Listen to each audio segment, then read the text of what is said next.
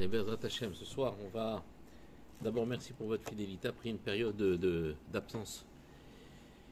Je dirais pas à cause de qui, mais Bezrat Hashem, on va ce soir parler d'un sujet qui est en fait un sujet qui est à la fois avec l'actualité du calendrier juif, et avec l'actualité de la paracha de cette semaine, la paracha Shelach Lecha.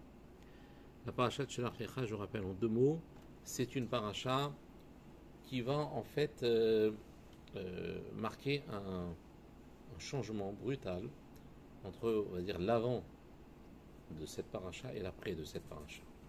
C'est un épisode où les explorateurs vont être envoyés par Moshe Rabbeinu. On va prendre des gens honorables, des dignitaires, des nobles du peuple d'Israël, puisque ce sont les princes des tribus.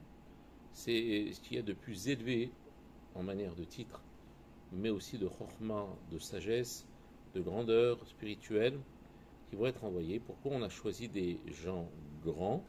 Parce que justement cette mission était une mission à risque. Et malheureusement, n'a pas manqué justement à sa réputation, puisque les explorateurs ont trébuché dans la Lachon Hara, dans la mauvaise langue. Alors, vous allez me dire, de quoi ont-ils parlé? Ils ont parlé que de la terre, c'est-à-dire de la terre d'Israël, en disant que c'est une terre qui est au Chelet Yoshvéa, qui mange ses habitants. Pourquoi? Parce qu'Akadosh Baruch Hu avait fait il avait fait un nes, il avait fait un miracle, de telle manière que les explorateurs puissent rentrer sans être aperçus par les habitants qui étaient des êtres hostiles. Il est évident que quand vous voyez arriver des espions, qu'est-ce que vous leur donnez? Vous leur donnez immédiatement une sentence, vous les tuez parce qu'ils sont là pour vous espionner. Qui sait que c'était un petit peu l'objet de la visite. C'était pour voir quels étaient les angles par lesquels pouvaient rentrer les Béné Israël, les points faibles du pays, les endroits où ils pouvaient éventuellement attaquer, stratégiques. Donc c'est normal, les explorateurs étaient en danger de mort. Et Akadosh Baruch Hu, qu'est-ce qu'il a fait? À l'époque, on avait l'habitude d'enterrer tous les morts, de conserver les morts avant de les enterrer, et d'attendre que le grand de la génération, le grand tzaddik de la génération décède, et qu'à ce moment-là, on amenait tous les corps et on les enterrait ensemble au moment de l'enterrement du grand de ce monde. Pourquoi? Parce que pour eux, c'était une manière d'accompagner, comme si en fait le grand du monde qui venait de mourir allait frayer un passage et permettre justement à tous ceux qui allaient être accompagnés au moment de son enterrement, qui allaient être enterrés en même temps, pouvaient en fait gagner le bénéfice de sa notoriété, puisqu'il a sans doute bonne presse dans les mondes supérieurs. Donc on va enterrer tout le monde à ce moment-là. Et c'est ce qui s'est passé. Akadosh Baruch Hu a fait mourir Yov. Yov qui était le grand de la génération, qui était un très très grand tzaddik. Et au moment où Yov est mort, eh bien tout le monde a enterré leurs morts qu'ils avaient conservés dans l'attente de son départ. Ce qui fait que ce jour-là, d'Afka, où les explorateurs sont rentrés, il n'y avait personne dans les rues. Tout le monde était dans les cimetières. Lorsque les explorateurs sont rentrés, qu'est-ce qu'ils ont vu? Ils ont vu que les gens étaient, du matin jusqu'au soir, ils étaient dans le cimetière. Et ils ont dit, c'est pas possible, c'est une terre où les gens meurent. C'est ce qu'on appelle Eretz Chelet Yoshvéa, c'est une terre qui mange ses habitants. Et donc ils sont arrivés, ils ont dit, c'est une catastrophe, c'est quoi cette terre? C'est une terre où il y a plus d'enterrement que de réjouissance. Ils se sont basés uniquement sur le regard. Et malheureusement, ce regard a été trompeur. Pourquoi? Parce qu'ils n'ont pas raisonné d'une manière positive. Au lieu de dire, sans doute qu'Akadosh Baruch Hu, vous avez un S et a occupé l'esprit et l'attention des résidents pour que nous puissions passer facilement et traverser le pays sans crainte, ils ont vu les choses de manière négative. Il s'avère qu'aussi les habitants étaient des géants. Et ils sont revenus, ils ont dit on était comme des sauterelles devant eux. Donc vous imaginez le peuple qui entend 10 explorateurs sur 12, il n'y en a que deux qui n'ont pas fauté. C'est Yehoshua bin Nun et Kalev ben Yefune, qui étaient en fait deux tzadikim, qui étaient aussi des chefs de tribu, et qui ont en fait bénéficié d'une protection particulière de la part de Moshe Rabbeinu, et l'autre est parti sur se recueillir sur les tombes, sur le kéver de ses ancêtres, de telle manière qu'il ne tombe pas, il savait quel était le danger. Il savait quel était le danger, parce que lorsque vous arrivez en Eretz Israël, la première chose que vous regardez, c'est ce qui vous déplaît. Vous ne regardez pas ce qui vous plaît. C'est cher, les gens ils seront antipathiques, et il n'y a pas de ceci, il n'y a pas de cela, etc. En fait, malheureusement, la terre d'Israël n'est pas une terre d'accueil. C'est une terre où on va tester la émouna des gens. On va tester la façon dont on va voir les choses. Et forcément, une personne qui va rentrer en Eretz Israël va devoir faire ses preuves. Eretz Israël n'est pas une terre où on accepte tout le monde, c'est tu mérites la terre, et il va falloir que tu passes par différents tests. Savoir comment tu vois les gens. Lorsque Moshe Rabbeinu va dire aux explorateurs, on dit allez voir la terre, Atovaim ra'a ayesh ba'etz imaïn et chazaku arafe, il va leur poser, comment dire, le cahier des charges, la feuille de route. Ils vont dire allez voir la terre, Atovaim ra'a, allez la voir si elle est bonne ou si elle est mauvaise, ayesh ba'etz imaïn, si elle est arborée ou si elle ne l'est pas, et si le peuple est chazaku arafe, si le peuple est fort ou s'il est faible, etc., etc. Et Hamim s'étonne que Moshe Rabbeinu puisse demander aux explorateurs de lui faire un rapport de mission dans lequel il envisage que la terre puisse être mauvaise. Est-ce que la terre est bonne ou mauvaise? Mais il a eu de la bouche d'Akadosh Baruch Hu que c'était une terre d'où coule le lait et le miel. Donc Moshe Rabbeinu forcément savait que c'était une terre bonne. Comment se fait-il qu'il va demander aux explorateurs est-ce que la terre est bonne ou est-ce qu'elle est mauvaise?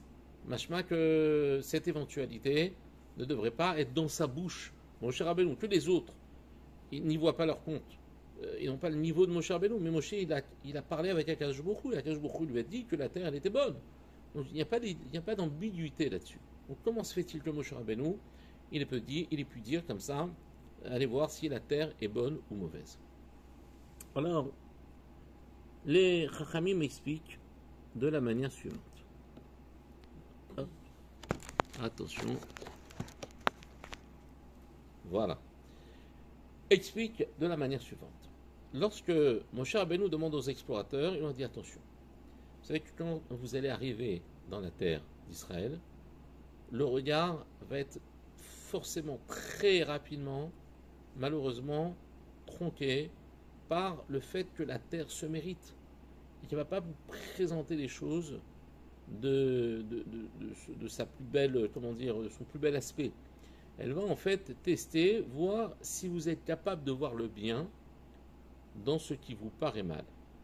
Et lorsqu'il dit Atova'i imra'a, c'est pas aller voir si la terre est bonne ou mauvaise, allez la voir bonne même si elle vous paraît mauvaise. Et allez voir si elle a des arbres même si vous avez le sentiment qu'elle est désertique. Et est-ce que le peuple est fort? D'accord? Et Chazaku Arafé, est-il fort ou est-il faible? Cette fois-ci, ne regardez pas la force du peuple, considérez que devant Akadosh Baruch Hu, tout le monde est faible, et que si Akadosh Baruch Hu a voulu qu'on hérite de cette terre, on l'héritera, quoi qu'il arrive. Donc en fait, c'est ce travail qui est extrêmement difficile, et qui non seulement concerne l'endroit, c'est-à-dire la terre d'Israël, lorsqu'on arrive en Eretz Israël, ouais, ça coûte une fortune, ça coûte cher, ils ne sont pas ceci, ils ne sont pas cela, etc. Il faut faire très attention à ce qu'on dit sur Eretz Israël. Parce qu'on a vu que on a jusqu'à présent été averti du lashon hara que l'on pouvait faire sur un être humain. D'accord?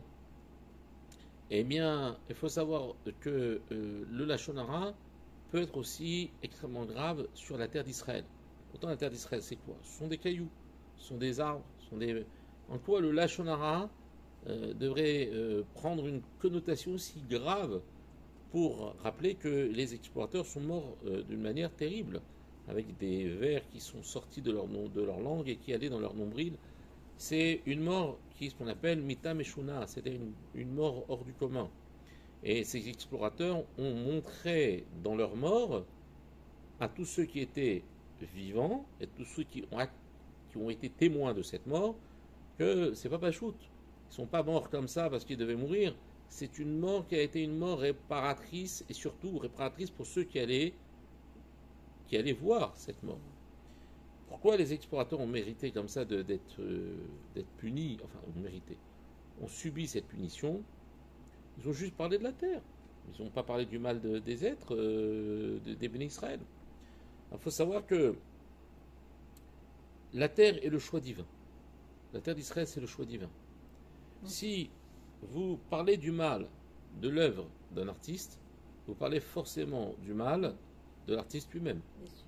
Akadosh Baruch Hu vous propose une terre exceptionnelle. Et vous dites, ah, elle n'est pas ceci, elle n'est pas cela. Donc ça veut dire qu'on discrédite directement celui qui nous donne la terre, celui qui nous fournit la terre. Et nous, qu'est-ce qu'on a? Ouais, c'est pas bon, c'est pas ceci, c'est pas cela. Mais on n'a pas besoin de toi. Qu'est-ce qu'elle fait la mer? Elle vomit ses habitants. Elle veut pas, elle cherche pas à se faire aimer. Elle est le choix divin, point barre.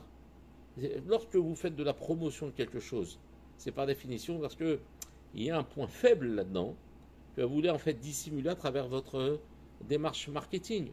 Mais lorsque le produit est le produit par excellence, qu'est-ce qu'on fait? On a besoin de dépenser des millions dans de la publicité. Il suffit simplement d'en être détenteur, de le mériter, de l'acquérir. Akadosh Baruch Hu nous l'a donné. C'est comme ça que l'on doit accepter la chose. Donc, quand est-ce que ça s'est passé, cette fameuse histoire des Meragalim? C'est passé pendant le mois de Tammuz. Le mois de Tammuz, dans lequel on arrive à grands pas. Donc c'est pour ça que le titre de ce cours, c'est éviter les problèmes, enfin, trouver les solutions avant les problèmes. Parce que on a Baruch Hashem, même si on apprend des choses qui peuvent éventuellement nous angoisser ou nous fragiliser, il faut savoir qu'il vaut mieux connaître les problèmes avant pour pouvoir en fait prendre les devants plutôt qu'en fait jouer ce qu'on appelle l'autruche, enfoncer la tête dans le sol et se dire c'est bon, mes yeux n'ont pas vu, alors je vais pas voir. D'accord? Le mois de Sivan, c'est le mois dans lequel la Torah a été donnée. Le mois de Tammuz arrive, c'est un mois qui va en fait marcher en binôme avec le mois de Av. Parce qu'il y a entre ces deux mois 21 jours qui vont se chevaucher entre Tammuz et Av. Ces 21 jours s'appellent Ben Hametzarim. Entre eux, on va dire les tristesses, les angoisses. C'est une période qui va en fait séparer le 17 Tammuz du 9 Av.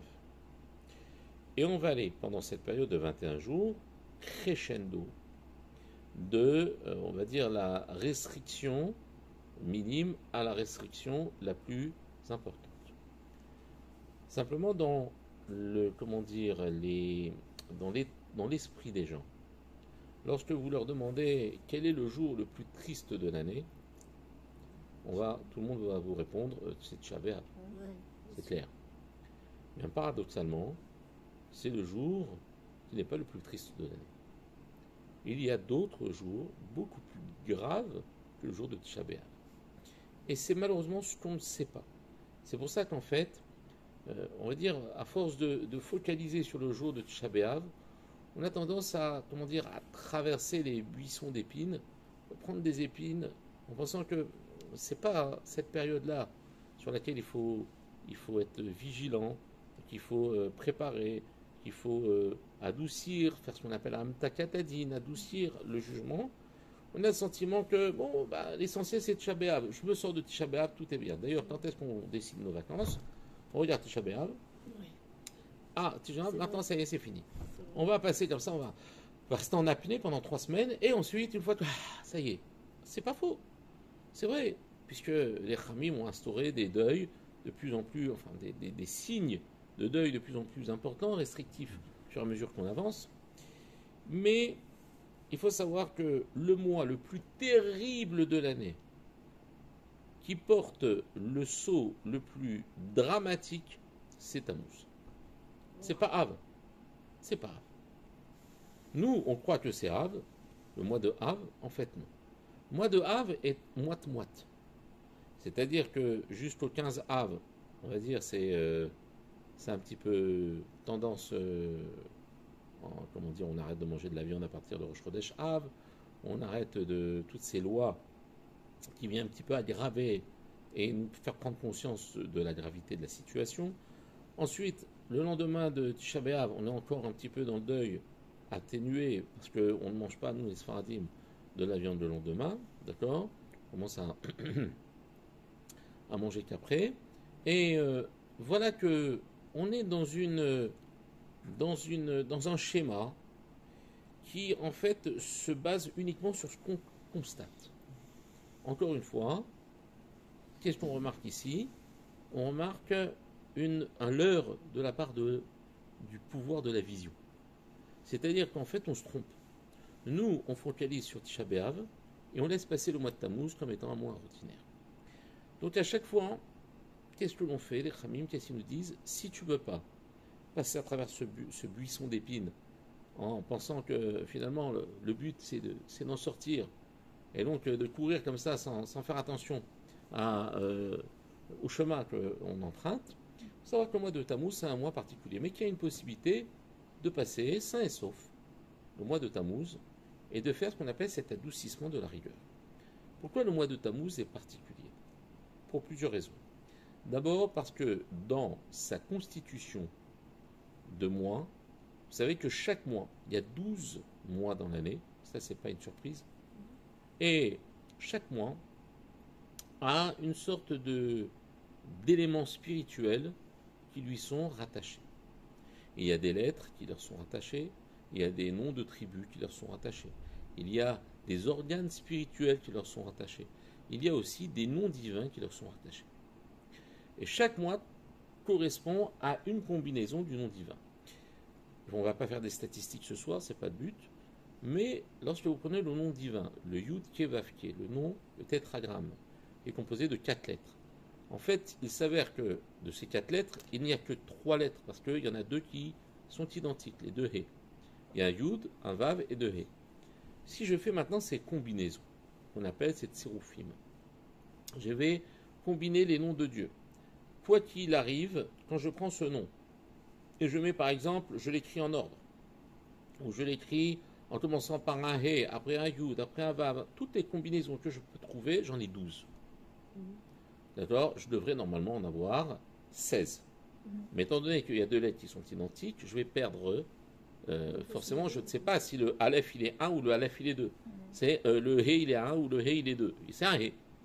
Donc je vais avoir 12 combinaisons. On va avoir 4 combinaisons en commençant par le Yud, 4 combinaisons par le He, 4 combinaisons par le Vav, 4 combinaisons par le... non, c'est tout. D'accord? Puisque j'ai déjà 4 combinaisons avec lui. Donc je vais avoir en fait en tout 12 combinaisons. La chose qu'il faut savoir, c'est que ce nom-là évoque la miséricorde, la bonté, le chesed. Sauf que ça, il évoque le chesed quand il est écrit. De quelle manière? Parce qu'il est écrit dans l'ordre. Yud, Ke, Vav, Ki. Mais si maintenant je le retourne en effet miroir, ça veut dire que je renverse sa miséricorde et je prends son opposé, qui est par définition la Midatati. Et la combinaison du mois de Tammuz, précisément, est l'inverse miroir du nom Yud, Ke, Vav, Ki. Ça veut dire que le mois de Tammuz est bâti sur un nom qui évoque le contraire de la miséricorde. D'où son caractère extrêmement, sévère pendant cette période. Et c'est pas pour rien. Je suis née en mois de Tammuz. Pardon? Moi, c'est mon mois de naissance. Baruch Hashem, grâce à Dieu.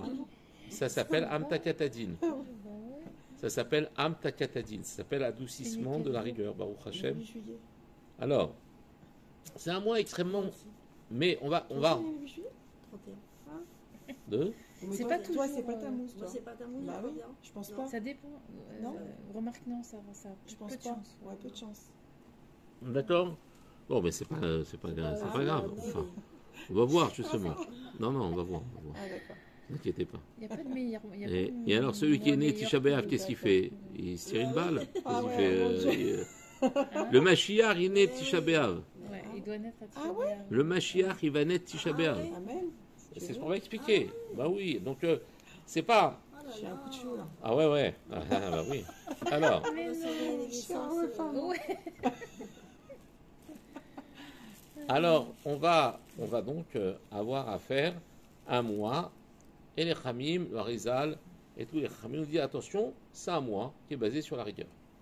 On t'a prévenu. Maintenant, qu'est-ce qu'on va faire? C'est pour ça que ce cours, je vous l'ai donné avant Tammuz. Vous ne me disiez pas, ouais, ça c'est dépend. trop tard. Non, d'accord. Et j'ai senti venir la protestation. Alors, j'ai pris les devants, j'ai devancé. Et donc, le mois de Tammuz qui va arriver, Bezrat Hashem, dans une semaine, c'est un mois qui va commencer avec un esprit de rigueur. Et, contrairement au mois de Av, qui lui aussi est un nom inversé, c'est-à-dire que la manière dont c'est écrit, c'est Havaya. Havaya. Ça veut dire He, Vav, Yud et He.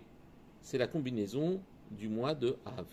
Sauf que s'il y a une inversion, il n'y a pas une inversion sur tout le nom, que sur la première partie du nom. C'est pour ça que la première partie du mois va être de connotation un petit peu... Et bizarrement, le 15, juste à la moitié du mois, paf, ça bascule. Et c'est le jour de renversement de situation. Le 15 Av, c'est tout Béav, c'est là où va arriver des choses. On dit que c'est le jour le plus heureux du calendrier. Plus heureux, qui est porté par quel mois? Par le mois de Av. Donc on voit que, en fait, tous les a priori tombent lorsque on comprend comment les mois sont constitués et avec quel patrimoine spirituel ils avancent, ils évoluent. Donc le mois de Tammuz, on va arriver dans un mois Midat Hadin. Midat Hadin, c'est la rigueur. Et on va avoir, en fait, des tas de, d'éléments qui vont un petit peu renseigner sur l'ambiance qui règne. D'abord, les explorateurs, cette affaire, elle est pas nette et elle se passe pendant le mois de Tammuz. Donc ça veut dire que on voit que le mois de Tammuz, si on n'est pas préparé, on peut très vite se laisser glisser dans un problème de vue, comment on voit les choses. Et le Sefer HaYetzira, qui est un livre de Kabbalah, dit que, comme je vous ai dit tout à l'heure, que chaque mois est associé à un nom divin, à un organe et à un sens, d'accord, spirituel, eh bien, il y a un sens de la vue est rattaché au mois de Tammuz. Ce qui veut dire que le mois de Tammuz va être, va contenir un point essentiel et délicat dans la vue. D'un côté, le mois de Tammuz nous donne une capacité de voir les choses avec vérité, avec authenticité, mais d'un autre côté, si on ne prend pas les devants, qu'est-ce qui va se passer? Il va y avoir une sorte de renversement du pouvoir de cette vue pour voir les choses de manière inadéquate et avec un manque de justesse. Alors qu'est-ce qu'on doit faire? Qu'est-ce qu'on doit faire? Bezrat Hashem, il y a un enseignement de nos Chachamim qui nous disent que un homme, en fait, doit être particulièrement, quand je dis un homme, une femme aussi, doit être particulièrement attentif à ce qu'il voit, à ce qu'il regarde. Et, Chas v'Shalom, on va dire toute la kedusha, toute l'âme d'une personne, elle est dans son regard.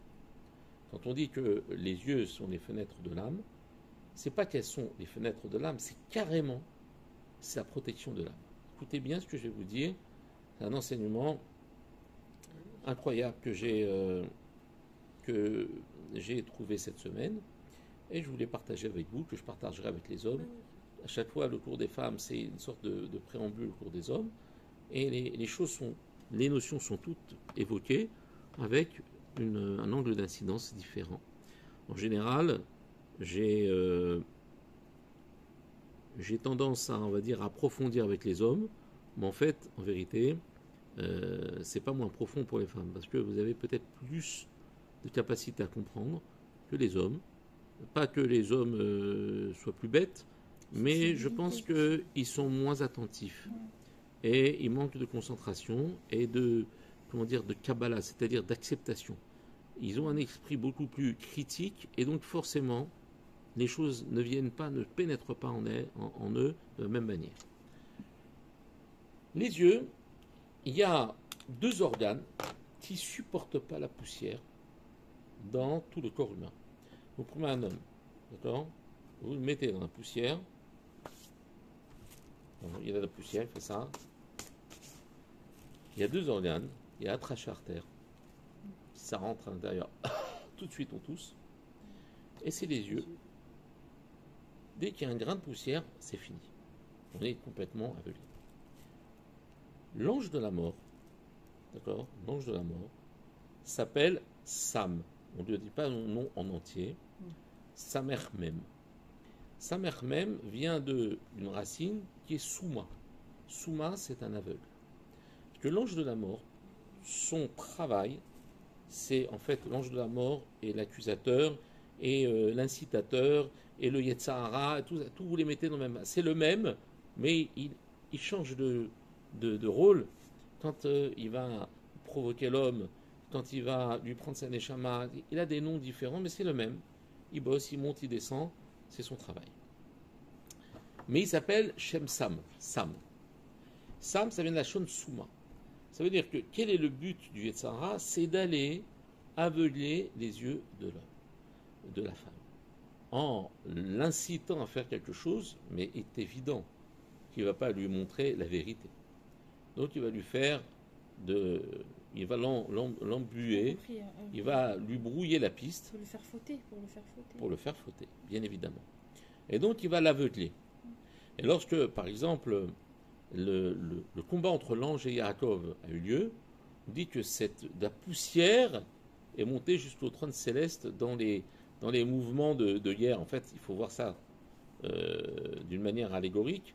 Mais pourquoi cette poussière d'Afka? Parce que le but du Yetzahara, c'est de mettre de la poussière dans les yeux spirituels de l'être humain pour en fait l'empêcher de voir la vérité. Permettre de rentrer en fait à l'intérieur de l'être, de l'inciter à fauter. Bien, cette poussière, aussi bien spirituelle que matérielle, les yeux ne le tolèrent pas, ne la tolèrent pas. C'est pour ça que dès qu'il y a un petit grain de poussière qui rentre dans les yeux, tout de suite, il va y avoir des larmes qui vont couler. Et les larmes ont pour but de chasser cette poussière. Vous savez que parmi nos chachamim, on compare l'eau à la Torah. D'accord? Et donc, les larmes, ça a 2 connotations. Ça peut avoir une connotation de tchouva.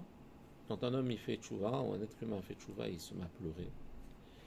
Ça veut dire qu'il y a de l'eau qui va commencer à humidifier ses yeux. Et la Torah, c'est aussi un moyen de réparer ce que le monde matériel a abîmé. Et donc, qu'est-ce que c'est la poussière? C'est par définition le monde matériel. C'est la matière. La poussière, c'est la matière, c'est la terre. C'est l'élément le plus basique, le plus élémentaire de la matière. Bien, les yeux ne tolèrent pas. Pourquoi? Parce que les yeux sont le reflet de l'âme. Et l'âme, elle est en fait, non seulement dans les yeux, mais en fait, on reconnaît tout de suite une personne par ses yeux.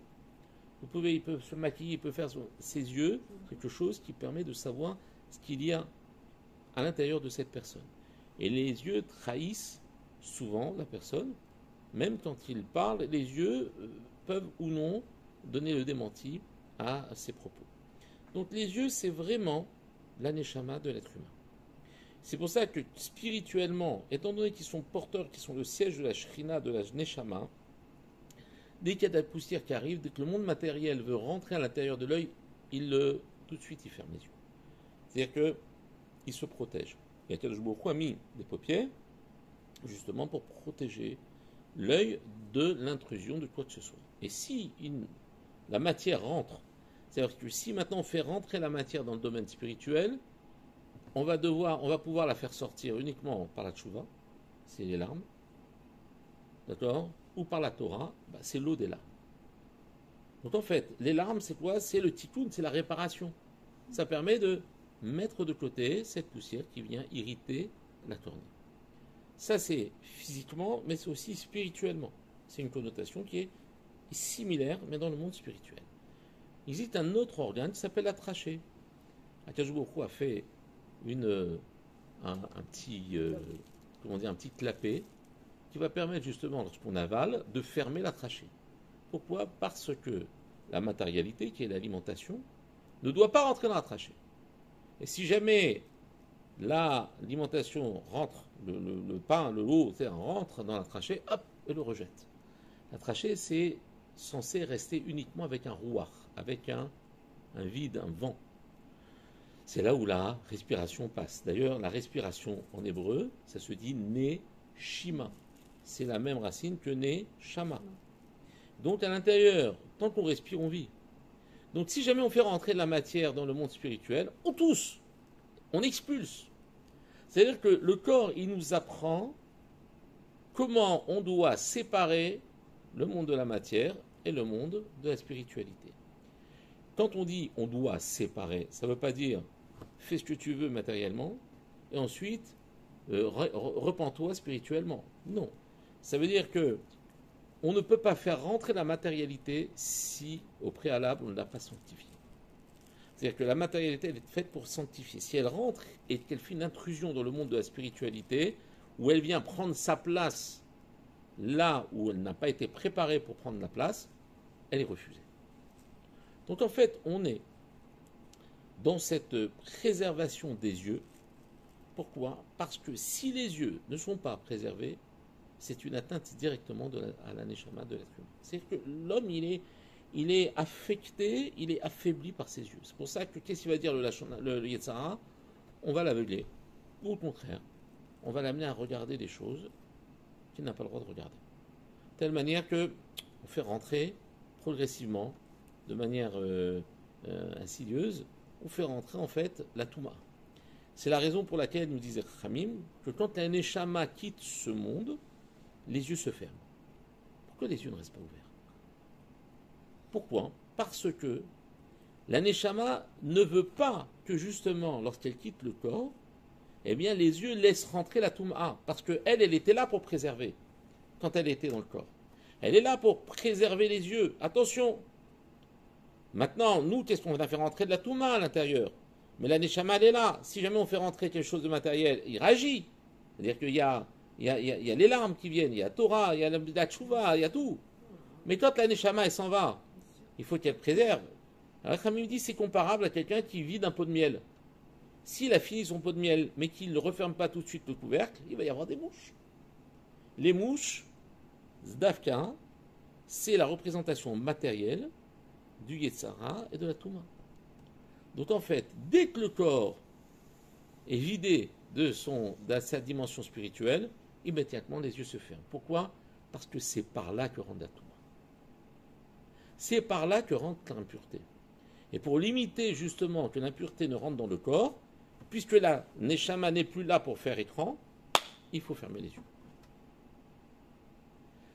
Donc en fait, qu'est-ce qu'il nous disait Chachamim? Le mois de Tammuz, c'est un mois qui est ce qu'on appelle le mois de la Reïya. Reïya, ça veut dire, c'est le mois de la vision. Ça va plaire à un flélou. Et on va pouvoir faire une campagne de folie. Mois de Tammuz, 2 lunettes pour le prix d'une. D'accord? En fait, c'est le mois de la vision. Ça veut dire, l'œil peut être soit l'organe par lequel je répare, soit il peut être l'organe par lequel je fonde. C'est ce qui est arrivé dans les explorateurs. Lorsque les explorateurs, au mois de Tammuz, ont vu la terre d'Israël, qu'est-ce qu'ils ont dit? Et on était comme des sauterelles par rapport à eux. Et regardez ces fruits, comme ça énormes, etc., etc. La vue les a malheureusement complètement. C'était on va dire, la faiblesse par laquelle le Yetzer Hara a su s'introduire pour que les explorateurs disent du Lachon Hara. Et donc la langue, eh bien, elle va malheureusement être concernée aussi. Donc le mois de Tammuz, c'est un mois qui, parce que c'est quoi du Lachon Hara? C'est se baser sur ce que l'on voit, dire ce que l'on a vu. Ouais. C'est pas, c'est, On entend. ouais, celui-là elle est truc, celle-là elle est moche, et celui-là il est ceci. Ça. Donc en fait, on se base uniquement sur notre regard extérieur, et en fait, qu'est-ce qu'on va faire? On va utiliser la langue, malheureusement, à mauvais escient. En fait, ce sont les deux organes qu'il va falloir réparer pendant le mois de Tammuz, pour justement passer cette phase difficile et pouvoir être inaccessible par tous les accusateurs pendant cette période, qui est la période la plus chargée en dîne et en rigueur. D'accord? Comme on a dit, à cause du nom divin. La deuxième raison pour laquelle le mois de Tammuz est un mois de particulièrement redoutable, c'est parce qu'il est le début de l'épreuve. Le début de l'épreuve est toujours plus difficile que la fin de l'épreuve. Une personne qui vit une épreuve, au début de l'épreuve, ça lui paraît insurmontable, et au fur et à mesure que l'épreuve avance, on a l'impression que, pas qu'il s'est habitué, mais il sait qu'il s'éloigne du début et qu'il se rapproche de la fin. Et donc il y a une forme d'acceptation et de tolérance qu'il va connaître en fin d'épreuve. Et la fin de l'épreuve, par contre, c'est au contraire un jour de joie. C'est ce qui se passe. Le 17 Tammuz va commencer la période des Ben Hametzarim, mais le 9 Av, c'est quoi? C'est la fin. Donc, paradoxalement, le 9 Av est le jour où le Mashiach va naître. C'est-à-dire qu'il est à la fois le jour le plus grave au niveau événement, mais c'est le plus, chargé d'espoir. Pourquoi? Parce que lorsqu'Akadosh Baruch Hu a détruit son Beth Amikdash, il faut savoir que on va comprendre rétroactivement que si Moshe Rabbeinu n'est pas rentré en Eretz Israël et qu'il n'a pas construit le Beth Amikdash, c'est parce que Akadosh Baruch Hu avait déjà prévu de pouvoir utiliser le Beth Amikdash comme une sorte de gage, de caution pour sauver le peuple d'Israël. Pourquoi? Moshe Rabbeinu est tellement parfait que s'il fait rentrer les Bnei Israël en Eretz Israël, plus jamais les Bnei Israël ne pourront être envoyés du pays. Parce que ce que Moshe fait est éternel.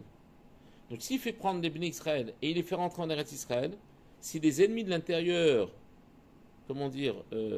chassent les Bnei Israël et les menacent de les tuer, ils ne pourront pas sortir de la terre.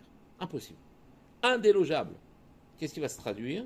Ça va se traduire par une excitation redoublée des ennemis qui vont en fait nous exterminer à l'intérieur de l'enceinte du pays. Donc Dieu nous donne la possibilité de nous disperser dans le monde. Si on avait été rentré, si Moshe Rabbeinu nous avait rentré en terre d'Israël, on n'aurait jamais pu quitter Eretz Israël. Et malheureusement, si jamais les ennemis s'étaient levés contre nous, on n'aurait pas pu se sauver et sauver nos vies. La deuxième chose, s'il avait construit le Beth Amikdash, Dieu n'aurait pas pu le détruire. Quand on dit n'aura pas pu le détruire, Dieu peut tout faire.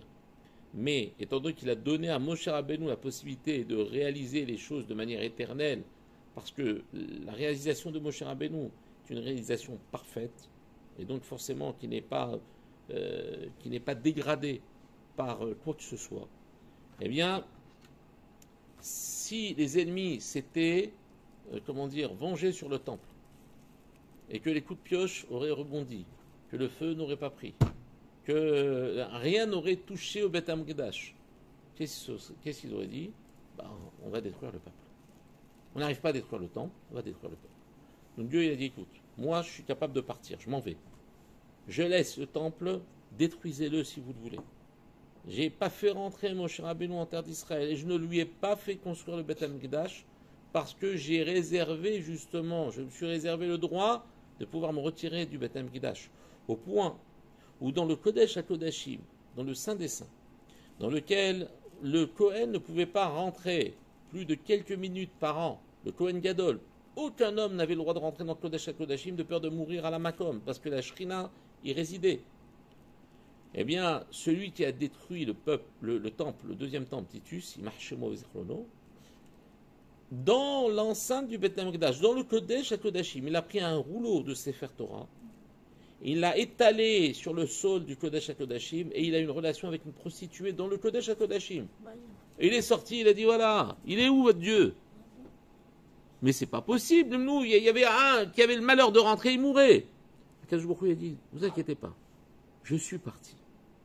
Donc il peut faire ce qu'il veut, c'est fini. Le Makom, il est ce qu'il est. Akadosh Baruch Hu a voulu sortir d'Afka. Mais pourquoi il est sorti? Pourquoi il a détruit sa propre demeure? Pour sauver la vie des Israël. Donc au moment où on va voir le temple brûlé, on sait que Dieu nous aime. Pour ça que le jour de Tisha B'Av, c'est le jour de démonstration de l'amour divin. Comme un père qui est tellement en colère contre son meurtre, il va frapper contre le mur. Il ne va pas frapper son fils. Et donc en fait, si c'est le jour qui, au niveau deuil, représente le jour le plus important, mais au niveau Ashkafa, qu'est-ce qui vient nous renseigner sur l'amour qu'Akadosh Baruch Hu, l'amour qui nous témoigne. C'est pour cela que cette période va commencer 17 Tammuz. C'est pour ça qu'il dit attention, ça commence. On est dans le début de l'épreuve. Donc forcément, il faut s'attendre à une rigueur et à une gravité beaucoup plus importante au début de l'épreuve. La fin, non seulement c'est un jour qui vient terminer cette épreuve, mais en plus qui vient témoigner de l'amour divin. Et en même temps, qui vient porter la naissance du Mashiach, c'est nous. Donc en fait, voilà juste ce que je voulais vous dire ce soir. Pour ça que le mois de Tammuz, il faut travailler sur ce que l'on regarde. Autant sur ce que l'on a le droit de regarder. D'accord? Par exemple, il y a des choses... la télévision, il n'y a pas que des reportages sur la fin dans le monde, d'accord? Ou sur les animaux dans la jungle, ou sur la vie des insectes. Hein. Il y a des choses qu'on n'a pas le droit de regarder. Le mois de Tammuz, c'est un mois où on doit justement être très... Pourquoi? Parce que les yeux sont à la fois une zone de pénétration de la Touma. Et donc, en fait, nous, on voit, c'est-à-dire notre façon de voir les choses est dépendante de ce que nous avons vu. Si on regarde des choses qui sont impures, forcément on aura un jugement impur sur les choses. Et ça va nous inciter à dire quoi? Du Lachon Hara, parce qu'on va voir le côté négatif, puisqu'on a laissé rentrer le côté négatif. Donc il faut travailler sur les yeux, d'accord? Tout ce qu'on peut éviter, on évite. Et sur la bouche. La bouche, c'est quoi? Apprendre à se taire. C'est-à-dire de dire, par exemple, tiens, pendant 1 heure dans la journée, qu'on m'appelle, qu'on ne m'appelle pas, qu'on me téléphone pas, je n'ouvre pas la bouche. On peut dire 1/4 d'heure, par exemple, de 11h à 11h45. Je me tais. Mais je le fais, les Shem Mitzvah, pour corriger ma parole. Je me tais. Je ne réponds pas. Ni je dis du bien, ni je dis du mal. Rien. Et je peux en même temps dire des Teilim. C'est-à-dire que se taire, c'est une chose. Mais dire des bonnes choses, c'en est une autre. Donc, je prends 1/4 d'heure pour me taire, je prends 1/4 d'heure pour dire des Teilim. Dans ce cas-là, je vais, participer à la réparation de la bouche. Et en même temps, de ne pas voir ce qui est... en même temps, quand je lis les Teilim, je vois des choses qui sont bien, qui sont positives. Donc, en fait, c'est l'essentiel de toute cette période du mois de Tammuz, c'est justement faire adoucir le din. De dire qu'on est conscient que tout le mal, toute l'impureté, toute la négativité va passer par la bouche et par les yeux. Qu'est-ce qu'on va faire? Comme on est dans une période qui est difficile, eh bien on va s'abriter avec une sorte d'armure. L'armure, c'est Kiddushat Renaïm, la pureté, la sainteté du regard, Kiddushat P, la Kiddusha de la... Vous savez que, je termine là-dessus, un Sefer Torah, qui est, par exemple, qui a été écrit. Oui. Et il n'est pas complètement écrit. Et que, allez-nous, il y a un incendie dans l'endroit où il se trouve. Elle dit que si jamais il a 85 lettres, on le sauve de l'incendie. S'il n'a pas, c'est un Shabbat, on le sort dehors. S'il n'a pas 85 lettres, d'accord, on ne le sauve pas. 85 lettres, ça représente la valeur numérique du mot P de la bouche. Ça veut dire que la Kedusha commence dans la bouche. C'est-à-dire, elle commence par la façon dont on parle. Vous ne pouvez pas avoir une personne vulgaire et à la fois sainte. C'est pas possible. Vous pouvez pas voir une personne qui voit n'importe quoi et à la fois sainte. Ce sont des éléments indispensables qui doivent être en adéquation avec la volonté d'élévation à laquelle nous aspirons. Donc c'est pour ça que le mois de Tammuz, surtout surveiller les yeux. Faire en sorte de marcher avec un regard qui est dirigé vers le bas, faire attention à ce qu'on voit, attention à ce que l'on dit, au jugement que l'on porte, ne pas faire rentrer des éléments négatifs à l'intérieur de notre fenêtre, qui sont les yeux, et à l'intérieur de notre bouche, bien évidemment. Vous avez des questions ou pas? Magnifique. Très clair. Voilà. Donc, Be'ezrat Hashem, Très, très bien. la semaine prochaine, avec l'aide de Dieu, il y a une deuxième préparation. Très, très cher.